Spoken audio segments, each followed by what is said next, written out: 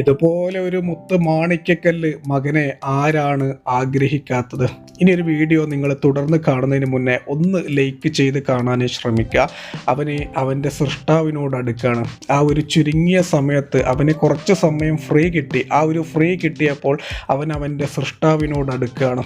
അവൻ്റെ സൃഷ്ടാവിനോട് നന്ദി കാണിക്കുകയാണ്. ഇവൻ ഇങ്ങനെയൊക്കെ ചെയ്യുന്നുണ്ടെങ്കിൽ അതിൻ്റെയൊക്കെ ഫുൾ ക്രെഡിറ്റ് അവൻ്റെ മാതാപിതാക്കൾക്കും ഉസ്താദുമാർക്കുമാണ്.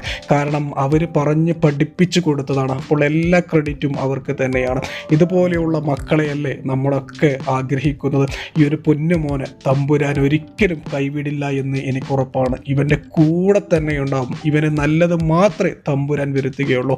ഈ ഒരു മുത്തിൻ്റെ പേര് ആർക്കെങ്കിലും അറിയുമെങ്കിൽ, ഈ ഒരു സ്കൂളിൻ്റെ പേര് ആർക്കെങ്കിലും അറിയുമെങ്കിൽ ഒന്ന് കമൻറ്റ് ബോക്സിൽ രേഖപ്പെടുത്തുക.